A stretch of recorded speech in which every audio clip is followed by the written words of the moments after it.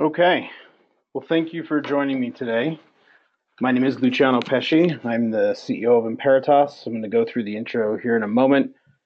The topic of this webinar today, and I'm going to do this in two sections, a 20-minute section where I go through this presentation. It's about 10 content slides, and then I'm going to open it up to Q&A for the remaining 20 minutes. So the first 20 minutes will be presentation, the second 20 minutes will be Q&A. If we need to go longer, I'm willing to do that. But this topic is 80% of your marketing is wasted. I'm going to go into the Pareto Principle today and how you as digital marketers in particular can use it to help find your most profitable customer segment. So my background, I teach at the University of Utah. I teach microeconomics, statistics, applied research, and data analytics, and I also teach American economic development and history. I am the director of the Utah Community Research Group at the University of Utah. I'm also the CEO of Emperitas. We're a team of data analysts, data scientists, and economists who find actionable business intelligence through analytics, agile research, and economic artificial intelligence that helps our clients beat their competitors. So a lot of what I'm going to talk about today, I come at from two different angles. In one role at the University of Utah, I teach these things. And in my other role, I am an applied practitioner and the CEO of a company that does this for existing private clients. So my presentation today has four basic arguments to it. The first is that the Pareto Principle is something that is seen in nature. Nature provides a great example here. I'll talk about how deeply this goes into nature in the first section of this presentation. The second is that all customer journeys, and this is something that if you don't understand what the customer journey is, I can address this when we get to the Q&A, but the customer journey, sometimes known as the funnel, is the process by which your customers are coming to your business. And so you as digital marketers play a very specific role in that you are often doing the lead gen, you're doing all kinds of PPC, you're doing all kinds of retargeting, you've got email campaigns, webinars like this one today. These are all pieces of a bigger digital marketing process that gets a customer from knowing nothing about you at the beginning of their journey to signing up and becoming an actual customer. And then from there, you can continue on with the funnel in the reverse bow tie if you want to look at the customer retention and creating evangels for the brand. But really what I'm going to talk about today is that first part of from awareness to actual purchase. And that's because in that process, not all customers are created equal. There are some that are going to be high value customers, and that's what the Pareto Principle shows. And so you should be, and this gets to the third part of my presentation, you as digital marketers should be looking at the product, price, message, and channel that's optimized for that subgroup, not for all customers, which is a pretty big change from the traditional approach of just using averages and aggregate numbers to drive the decision making. And then the fourth part of my presentation will be on agile research. This is a newer approach to research. I will talk about the old market research way. I, at the University of Utah, began teaching traditional market research from Malhotra's marketing research textbook. It's a long process. It can often involve huge costs, huge risks. Results aren't known for long periods of time, in which case the shift or the focus of the company could have changed, or the personnel that you're working with internally or with an external company may have changed. And so it has a lot of big problems that are now solved by utilizing existing and very inexpensive technology. So let's first talk about the Pareto Principle. So this is something that comes out of nature. It was observed by an Italian economist in the 1800s. Most marketers know this rule as the 80-20 rule, but what it states is that 80% of your sales are coming from 20% of your clients. So in the case of the Italian economist, he noted 80% of the land in Italy was owned by 20% of the foreign French-born. Then he noticed in his garden, 20% of the pea pods contained 80% of the actual peas, and this was something that repeated over and over and over in nature. And then in the 80s, a pseudo-controversial study came out called the Lazy Ant Study. There's sources here. You can go to this page and read a little bit about the history of this study. What it purported to find, and this has been validated in some other examples since then, is that if you took ants, which are known as probably the most hardworking, maybe second only to bees. I'm in Utah, and so in Utah, the beehive state, bees are seen as industrious and hardworking. This is true of bees just as it's true of ants, which is that most of them are actually lazy freeloaders. So 80% of an ant colony doesn't actually do anything. The other 20% is doing most of the work. And if you take those two populations and you actually divide them out, so that you take the 80% of the ants that are freeloading and you move them to their own colony, they will further subdivide. 20% of those 80% will suddenly become hard workers. And the opposite will actually happen with the high performing group. If you take that 20%, you break it off, then that group will subdivide and 80% of them will suddenly start to freeload.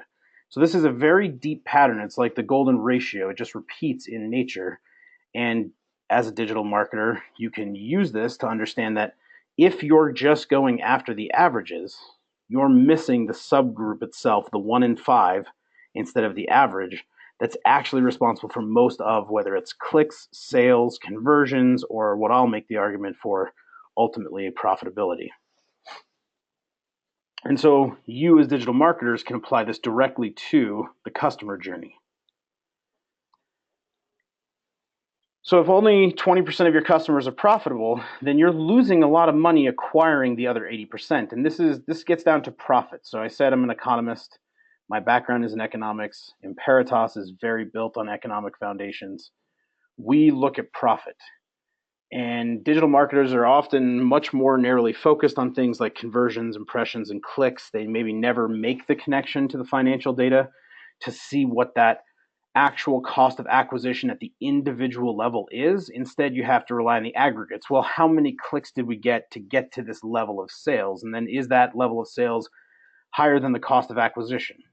If you can just balance that part of this equation, you'll be profitable. But if you can then go past the average and start to look at the 20% and figure out what's the cost of conversion for them, because their sales value is inevitably going to be much, much higher, you can increase your profitability and it will make it much more targeted.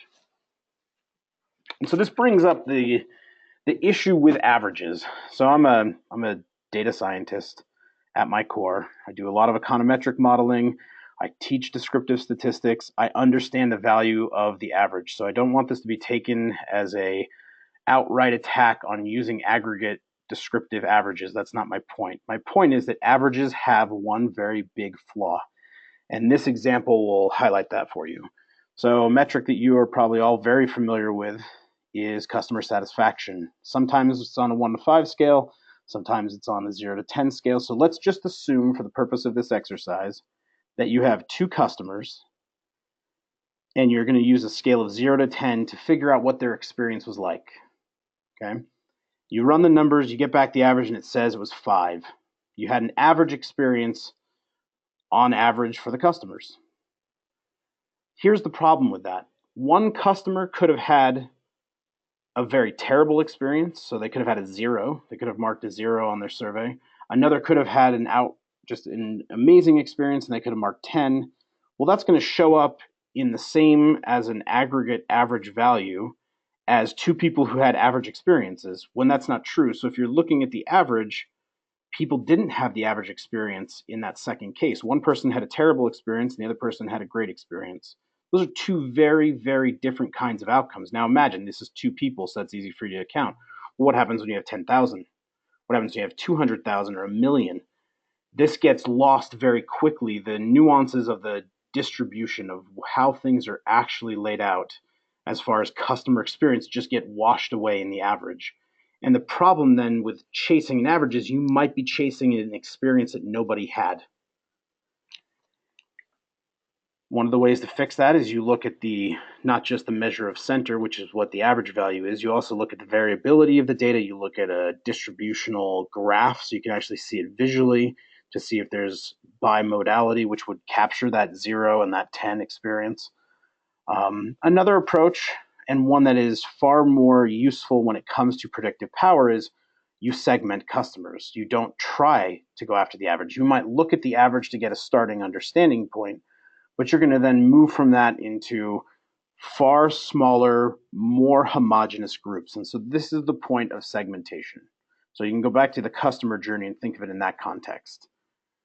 The average experience of the journey might be really great, but there might be some subgroups that are having a wonderful experience and are willing to pay more, see more value, and you want to understand who they are and what they're like.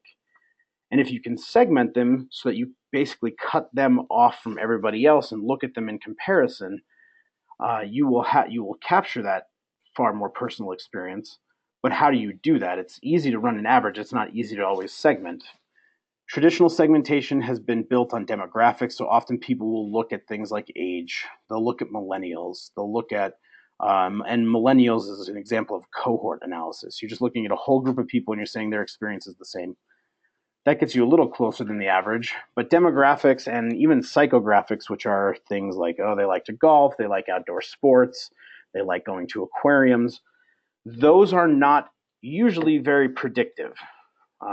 They might describe a couple key things, but they're not very usually predictive of behavior. And again, the purpose of the segmentation is to find groups that are as similar as possible within their segment, but as simultaneously dissimilar as everybody else. That's what makes it targetable. So there are better ways than something like demographics or psychographics to do the segmentation on, because whatever you use for the purpose of segmentation, that's how the groups will be similar and dissimilar. So better metrics, a couple examples would be behavioral choice. If you can actually start to understand their preferences, if you can actually understand their buying behavior over time, that in itself will start to allow you to segment who your customers are, to start to figure out the high value. Behavior alone is not enough. You need a financial metric to tie this to. I encourage you, if you don't already have good relationships as a digital marketer with your finance department or your accounting department, to go bridge that divide. Bring them a gift, butter them up, get information about the actual value of the customers after you're acquiring them. Because if you go back to the profitability equation, the sales that are brought in because of that acquisition have to exceed whatever the cost of that acquisition. Again, if you go to averages, you're going to have some people that it cost very little to acquire and they bring in huge sales. So your profit on that one person is enormous. In other cases, you have the people who sign up for something that they didn't really understand, maybe doesn't match their expectations, they don't really want it. And so the cost of acquisition may have even been high for those people, and they are very disappointed. They don't stay. They bash your company. They're low net promoter scores. And as a result, it's very costly to you. Well, again, if you're just looking at averages, you're missing those two very different experiences, and you can segment out by them and only focus on acquiring the people who bring in the high customer lifetime value. And then a third, and this is true if you're working in any sort of digital platform capacity where you have a lot of product data or maybe even service data, internal records that might not touch on value, but that you could start to estimate costs from, you could start to estimate revenue from. Those product usage patterns are great because unlike something like behavioral choice, which you may have had to measure in an attitudinal sense, you had to go out and talk to them and ask them what they thought, what they believed, what they like. And there's some experimental design methods around that problem, but you still have to go out and actively engage with them. Whereas with a product or service data, especially in digital platforms where it's just happening in the back end, it's very easy to capture, it's very easy to process, and it will allow you to segment on far more meaningful dimensions than something like demographics or psychographics. So what do you optimize then? So you find out that you understand your customer journey, you understand how to find through segmentation a profitable subgroup. So you're going to use certain metrics like customer lifetime value. You're going to arrange everybody and say we're only going after the top 20% or the top 10% of customer lifetime value, and they have these demographic patterns that are targetable. Well, you still have to go to them with something, with an offer. You have to have a value proposition. And it really comes down to four pieces. This is true what I teach at the University of Utah. This is how we help all the nonprofits and the organizations that we work with. And this is true with Emperitas. We focus on four things: the product, which will include the features and the preferences, the price, the message, and the channel. And this is not in isolation. This should not be seen as, oh, I only need to look at my own product, price, message, and channel. Your product, price, message, and channel offering is going to be one of many in a competitive environment. And so this is something you should understand for both yourself and for your competitors. And it's, as I'll get to in the fourth part of this presentation, it's never been easier to actually do that.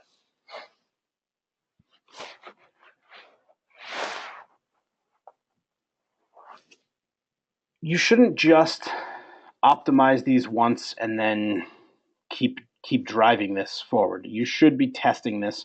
You should be assessing this, because some of these things will change very quickly. Product and service features, for example, there could be 10 features available to your product, of which you're looking at product usage data and you're saying 3 are only ever being used. And then you have the question, well, why? And we'll get to how to answer that question next. But you might also figure out that, well, 3 of the other features are just unknown and 3 of the features are useless, and the 10th one some people like and some people don't. Well, you might learn that just for your most profitable subgroup, there is a specific product feature that resonates with them. And so you don't even have to actually change your product. And this is what I want to emphasize, because Emperitas does a lot of work with product market fit. We have 2 kinds of customers we help: marketing people and startups. So for startups, this piece is critical because they're actually trying to figure out what to build. You probably already have an existing product that you're not going to get them to change just because some of the marketing data is supporting that. What you probably can do, however, is feature different parts of the product, especially in the messaging. So just identifying which features matter to which groups can still be very useful information. Pricing, this is the holy grail. I'll tell you, as an economist, this is one of the most difficult things to get at, because when you ask somebody how much do you want to pay, their answer is always as little as possible. And that's not always true. Often they're willing to pay a lot more than what they say they're willing to pay, but they have to see value. And so if you understand the product and service features that you need to be leading with for that Pareto segment, the most profitable segment, you will also be able to impose some pricing power because they see more value in the product than other people. And so if you can segment them out, if you can tier them into some other kind of system, that will give you a lot of pricing power. You want to find that region where they're inelastic, so they don't change how much they buy in response to small changes in price. And you can really start to find that sweet spot pricing through some very advanced methods if price is something you really need to optimize perfectly. The third, and the one that you're probably most familiar with optimizing, is the messaging. Email automation tools, all kinds of the digital marketing tools, A/B testing tools. It's really easy for you to come up with messaging and then to test which one is working. But again, is it working for your most valuable customer segment, or is it just working for the average and those people are actually draining you? Are you clicking yourself into bankruptcy, basically? And then the fourth is the channel mix. I emphasized digital at the beginning of this because it is still very hard to bring any sort of offline marketing attribution into models. It usually requires massive amounts of data. And even if you go look at something like odometry, the requirements for how much data you have to be able to see the lift in website traffic as a result of a TV ad is pretty impressive. And it's very constraining. Most companies do not have anywhere near that level of data. It's not that hard to test at a low level. You have unique link building sites that you can distribute different messages of different product features at different prices on different channels and just see which one is leading to more clicks, which one is leading to a lower bounce rate, which one is leading to more conversions, and then which one of those conversions is the most valuable. So if you can always be assessing and testing those 4 things: product, price, message, and channel, you've pretty much got everything covered. But again, this is not just for you. This is for your entire market environment. Some of you may be coming from companies that have incredible competition in your space. And so you need to be paying attention to what competitors are doing.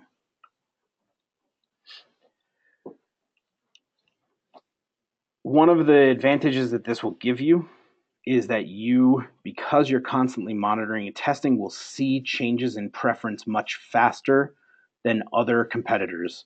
Whether your internal corporate culture allows for rapid change or not will determine if you're successful. You can see the iceberg coming, but if you can't steer the ship away, then too bad for you. But if you are constantly testing this, you will at least have the benefit of foresight, and especially around that most profitable customer segment. So you can leave the rest, you can leave the average to your competitors if you're only scraping off the most valuable among them. Primary research is an incredible tool. I said that you'll see patterns in data and then you'll have the question, well, why? Right? I have 3 features that everybody uses. I have 7 features that nobody uses. Without being able to ask why to those people, you may never understand that they just don't know about 3 of them and they don't like the other 3. And again, that 10th, they're just indifferent. Primary research is distinct from secondary research because it means you're actively doing it. You're actively pursuing information and creating information. So secondary research, which I'll get to in the next slide, that's learning from what's already been done. Primary research is you're creating questionnaires, you're creating interview scripts, you're going out and finding and qualifying research participants, and you're collecting data and you're analyzing it. And that used to be something that only governments could do. Go back even 60 years in the United States, and it's only the government that's hiring economists. It's only the government that's hiring econometricians and statisticians. And now you at your company can hire all kinds of analysts. And that's because technology has made this so simple. You have SurveyMonkey, you have Google Forms, you have Quizzer, you have Qualtrics, you have all kinds of survey tools to just get survey information. There's also all kinds of free trend data online that you can access that you can then use to look at overall market patterns.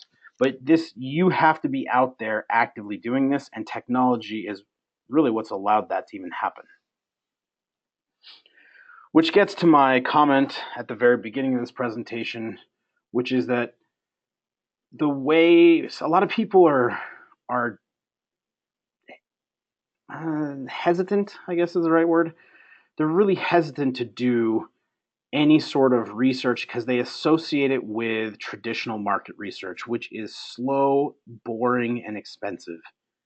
And the traditional approach where you have analysts and mid-level directors, and then those directors have some high-level superiors who have some significant experience.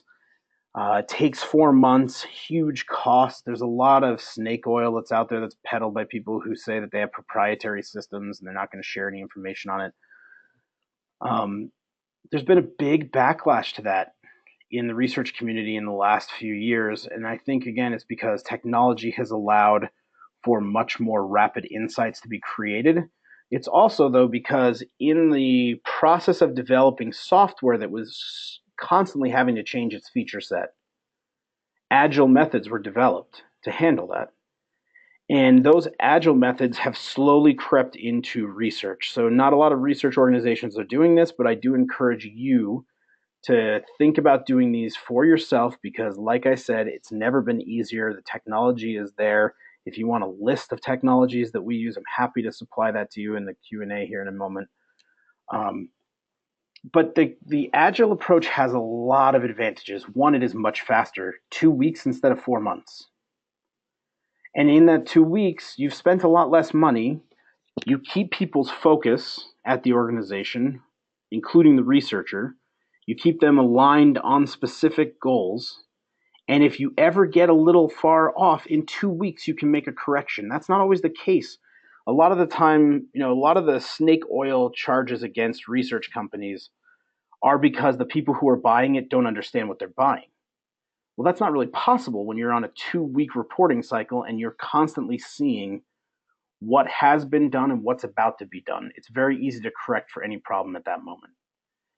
And so it keeps you as a researcher, as a digital marketer who's going to go out there and generate some insights to inform some of your strategy, it keeps you from coming back with information that nobody cares about. So how do you get your hands dirty? And this is going to be the topic focus of a series of webinars to follow this, one every month, so one in March, one in April. you should not be reinventing anything. Okay, so right now, your best friend as a digital marketer is still Google.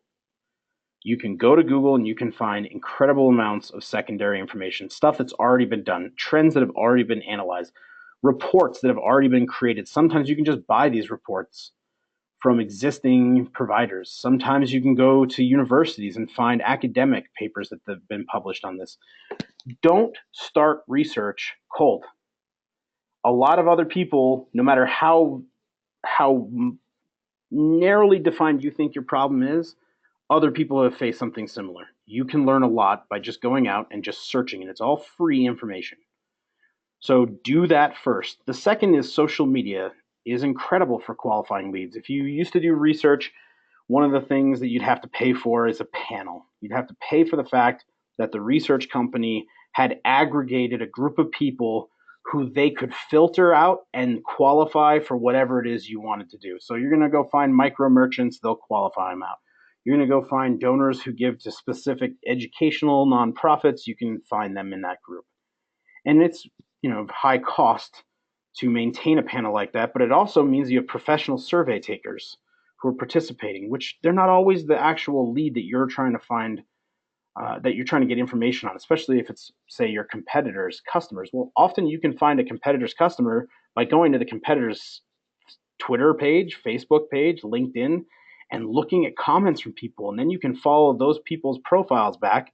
You can direct message them. Sometimes you can find their personal website. Then you can go find uh, their their email address, and then you can contact them. And before you go into the interview with them or before you survey them, that they are in fact who you're interested in talking to. And social media has made this extremely easy. A third piece, after you've looked for secondary information, after you've combed social media, now you're ready to conduct actual primary research using Agile methods. It's really two phases. And I encourage you to not skip one for the other, to use them always in tandem. The first is qualitative research, in-depth interviews, and focus groups. I have a mixed feeling towards focus groups. I think that occasionally they can be useful, especially when there's a group dynamic that's really important to measure. But most of the time, people don't like being put in a room that resembles a police interrogation room with a bunch of strangers and then ask questions. It's not a very natural environment. And so for that reason, in-depth interviews for qualitative research are a much better approach. And this is where you are having one-on-one conversations with the people that you have found from social media. Just because it's qualitative does not mean it's disorganized. You should still go into that research with very clear objectives tied to very clear business strategy. Again, back to product, price, message, and channel for that profitable subgroup. You're going to be talking to these people. What do you want to learn from them? Make sure you understand that going into the interviews. And then you roll up all that information that you find, 5, 10, 15, 20, 30 of these interviews. Then you move to a quantitative survey or to some other advanced data analysis, because now you have the context. Now you understand what's happening behind the data, the people who are involved. It will make you much more efficient at modeling. It will make your interpretation of the data much more significant.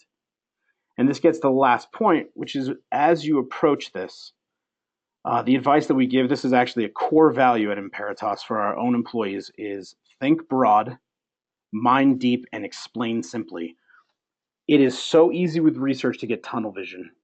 And so when I say think broad, it is look at competitors, look at market trends, look at the things outside of just your product, just your price, just your message, and just your channel mix.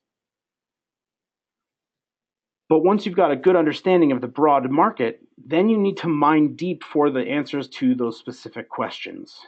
Okay, and this is where maybe you work with data scientists at your company. This is where the stats nerds get a really bad rap because they come back with this incredibly complex analysis and they can't explain it to anybody. And nobody knows what it means, and so nobody ever acts on it because they're not sure they can trust it. And so my advice to you is that at the end of this, when you finally have the information that you're about to use to say, hey, we need to start featuring these product features instead in this kind of a message at this kind of subgroup that's on this channel in particular, if you have a very clear case that's based on some data and research, and you've explained it clearly, people will usually support you. It's very rare that they block this. And so if you can, the measure, the test that we use in Emperitas is if you can explain it simply to an eighth grader, then it's ready for upper management. And this is not meant to throw upper management under the bus. It's that this is not their specialty. Their specialty is management. Your specialty is digital marketing. You might be working with someone who's a specialist in data analytics. They don't have the jargon. They don't know the terms. But if you can explain why it's important, because you can tie it right back to one of those business objectives around product, price, message, and channel, and that it's optimizing to that subgroup of people that, based on the Pareto principle, you know are going to be the highest value customer acquisitions, you will usually get very, very good support. So that wraps up the presentation portion of this. I am going to, like I said, let's unmute everybody. You can start to ask questions, just first name and then your questions, or you can type them into the chat in question, and I will begin to answer those now.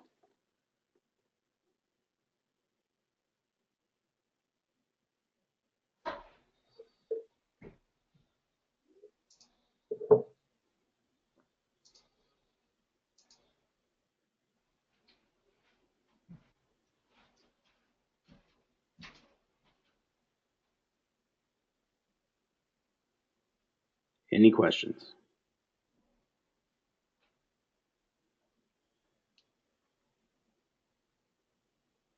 Can I just ask, can you hear me? Yes, I can. Hi, Kendall. Okay, I'm Kendall. On the customer lifetime value, um, what would be a financial metric that you would use? Okay, so that's a great question. So let me give you an example of a project that I just helped on recently for the Utah Shakespeare Festival, which is the biggest Shakespeare festival in the country. It is, they had a 70,000 person email list. So in the end, we had 4,500 completed surveys, quantitative surveys from their patrons. That was all self-reported. Hey, tell us how many times you come. Hey, tell us how many days you plan for. What is your budget that you plan for? Again, it's all self-reported data. We wanted to match it up to an actual customer lifetime value metric. Their ticketing system was tied to email addresses. So for every email address, they had the summation total of tickets purchased. So we couldn't tell how that broke out. Couldn't say that they by season, by year. It was just a single metric that came with their tool that said, here's an email address and here's how much they have spent to date with us. And so through Qualtrics, because we use Qualtrics for that survey, and through the Qualtrics panel feature, we were able to insert that customer lifetime value. So that's the total sum of tickets. That is not the total sum of backstage tours. That is not food and other things that they buy or their gift shop. It was just tickets. So it's a proxy. It's not a perfect measure of all customer lifetime value, but it was a pretty good proxy. And that metric allowed us to start to say, this is the profitable subgroup.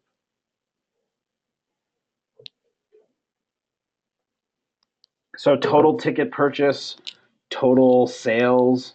If you have a CRM, a lot of the time this information is sitting in a CRM. So you might be working with something that's not integrated yet between maybe your Google AdWords, for example, and you don't have that integrated to your actual CRM. But if you can get them integrated, then you will start to be able to track any of the financial metrics that are in the CRM back to the Google AdWords. This is another question, kind of a silly one, but is there actually like a named position in a company? Like this seems to be sort of a new thing. Someone who synthesizes or is a liaison or whatever between, like, you've got different pieces here. You've got your marketing in one place. You've got the financial metric in another place. You've got data science, all of which seem they could each operate in their silos, but then someone's got to bring it all together. Like, what is that position? What is that person called? What does that person get? So they're a unicorn if they actually exist right now. But This is the purpose of business intelligence teams. And what's really interesting is that the CMO role.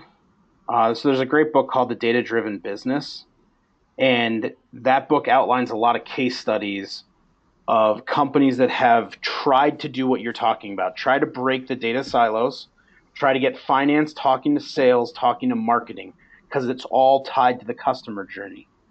And they've had marginal success, but when there's been success, it's always been the CMO that led the way, and usually with the support of a CIO or a CTO. And in some cases, that book points out, in some cases, the CMOs have started to run the companies. So they've taken on the chief executive role and the fact that they're leading the entire company strategy because they know the customer so well.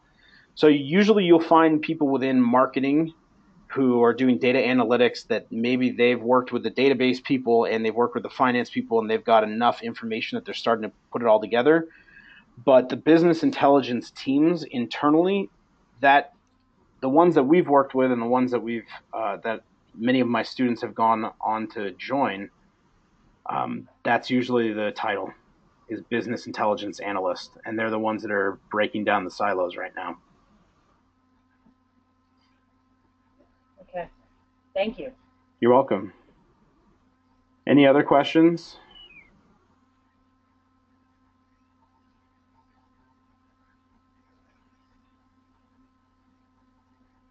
You can type them or you can use your mic.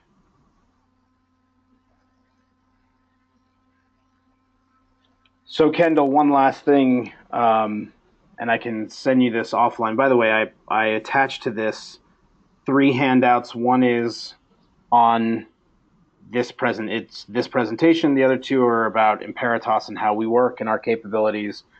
But I'm happy to send you a different presentation that I just completed a few months ago at a data science conference that talked about how to work as a team to do some of these very things to then turn this into actionable strategy. Because the piece that's missing, to get back to your why I said they're a unicorn, the piece that's missing is there's a lot of people who are great at data science, but that term in itself can mean many different things. That can mean you have a coder, somebody who's basically a developer. You could have a statistician who knows data analytics. You could have a database slash ETL person who's just in charge of the data ecosystem, basically. Or you could have somebody who visualizes data. And all of those people are called data scientists. And so in some cases, what you'll have is the companies hire a data scientist not knowing what their skill set is. And then they throw them into a group of people like marketing and finance. And all those people pull them in different directions and nothing gets done. And it's usually because whether they're the analytical data scientist or they're the visualizing data scientist, whichever form, they don't know business strategy very well. And they don't really understand marketing. And so it's going to be impossible. I don't think that the businesses are going to ever find the one person who comes in and solves all this. Instead, what it's going to mean is that you as a marketer start to get more savvy about what's even possible with data, and then you start to speak the language of the data scientist, and then you start to teach them about the strategy component, and then they're suddenly your best friend. They'll help you to the end of the earth if they can, because now they understand the purpose. And so it's kind of like what I said before about market research in general. You have people who are buying talent right now, very expensive talent, by the way, and they're not getting the results. And it's not because the talent lacks the ability, it's usually because the organization lacks the data culture. And so you do have to create a data culture to solve some of this problem internally. Right. Well, I think there's a generational clash too. Um, I think some of the data scientists might be a wee bit younger, um, and maybe sometimes lacking in some people skills just in terms of the data scientists that I've worked with in the past. Um, so yeah, it's an interesting person or team that can tie it all together. It's an interesting concept. Well, and this will be the topic of future webinars. In fact, I will end this webinar here and thank you for the time. Right after this, you'll get asked to complete a short survey. If you're willing, one of the questions is, what else would you like us to put put webinars on about? We're happy to share our expertise on all of these different things. We've got some ideas for future webinars, but if there's a topic that you think would be more useful to you and your organization, put it in there and we listen to them. And maybe you can put your think broad, mind deep, and explain simply on a T-shirt or a coffee mug.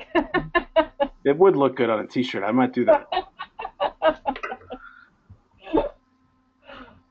Very good. Thank you very much. You're very welcome. Thanks, everybody.